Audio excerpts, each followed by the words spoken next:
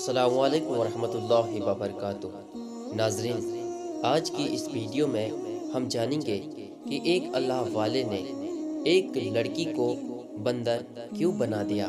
آخر اس لڑکی نے ایسا کون سا گناہ کیا تھا؟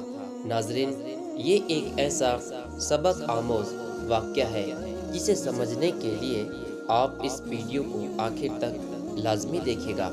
تو چلیے ناظرین، ویڈیو کو شروع کرتے ہیں۔ ناظرین، ایک بار کا واقعہ ہے کہ ایک چھوٹے سے گاؤں میں ایک ایسی لڑکی رہتی تھی جو بہت ہی بگڑیل اور ضدی تھی، اور بہت کچھ ہونے کے باوجود ہمیشہ اور مانگتی رہتی تھی۔ ایک دن اس نے ایک اللہ والے کے بارے میں سنا جو اپنے علم اور کرشمہ کے لیے جانے جاتے تھے۔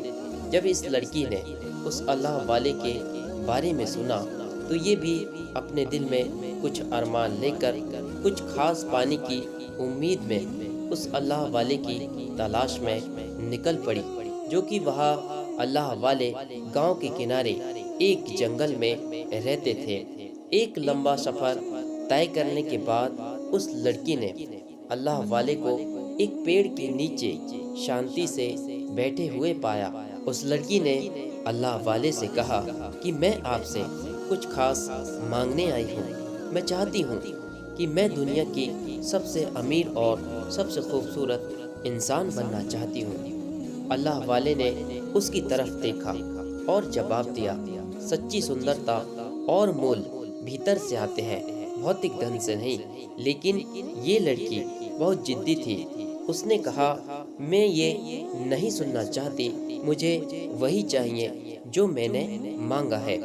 اس کے تکبر کو دیکھ کر اللہ والے نے اس کو سبق سکھانے کا فیصلہ کیا۔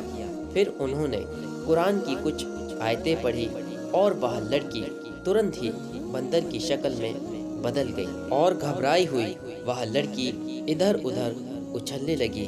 وہ بولنے کی کوشش کر رہی تھی لیکن کیول بندروں جیسی آواز نکل رہی تھی۔ اور جب اس اللہ والے نے اس لڑکی سے کہا، تم نے کچھ خاص مانگا تھا، اب تم اسی طرح جنگل کے جانوروں کی طرح رہو گی۔ شروع میں اس لڑکی کو بہت دقتوں کا سامنا کرنا پڑا، جو کہ بندر کی شکل میں بدل گئی تھی۔ دھیرے دھیرے اسی حال میں سمے بیتتا گیا، اور سمے کے ساتھ اسے اس بات کا بھی احساس ہوا کہ اس نے اپنی پرانی زندگی کو کتنے ہلکے میں لیا تھا۔